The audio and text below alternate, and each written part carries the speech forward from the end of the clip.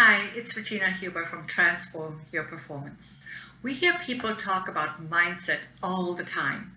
But if you limit your focus on your mind, you miss out on the highest personal intelligence you have, your heart intelligence.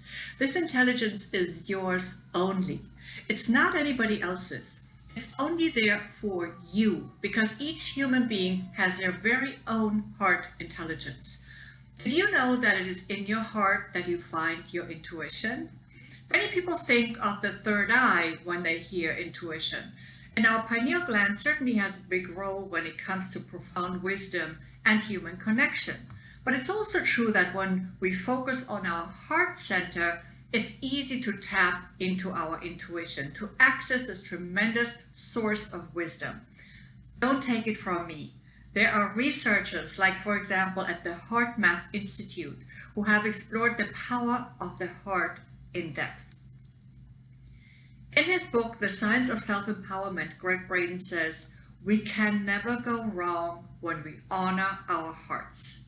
And when I think back on some of the big decisions of my life so far, the only decisions that I regret were those when I didn't listen to my intuition, or I didn't take the time to even consult it, to ask my heart to speak to me. That's exactly why my signature framework, Powerful Leadership Transformation, or PLT, addresses both a self-empowering mindset and heartset. Or would you want to miss out on 50% of your intelligence potential? Let me guess, probably not.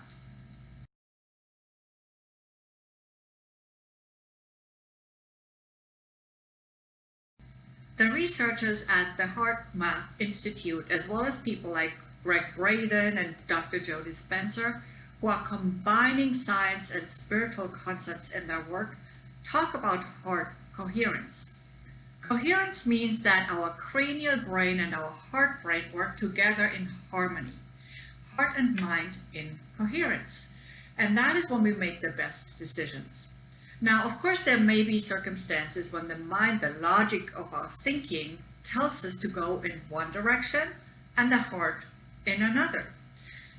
It's usually a good idea to allow for our intuition to take precedence of our thinking brain, at least in my experience, because our intuition is rooted in our heart, and our heart intelligence is superior to our mind intelligence.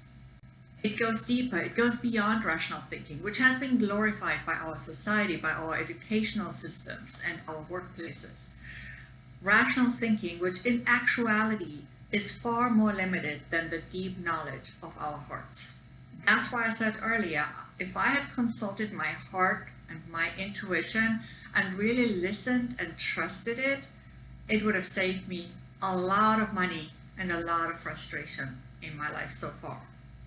Yes, facts may be important for decisions in other situations, but how often are these so-called facts actually real facts?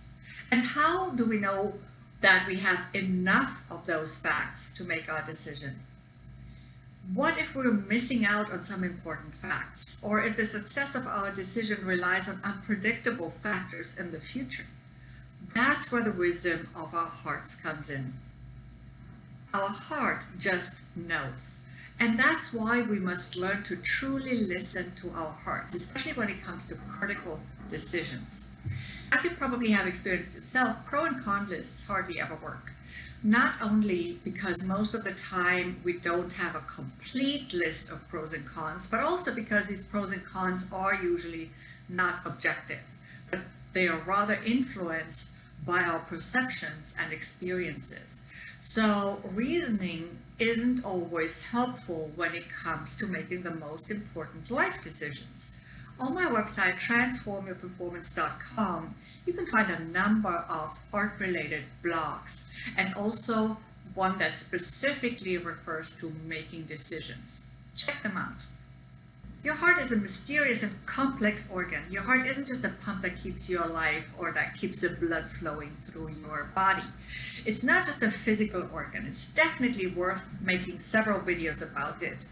It is so complex. So watch out for my next video where I'll talk about the heart's ability to store memories.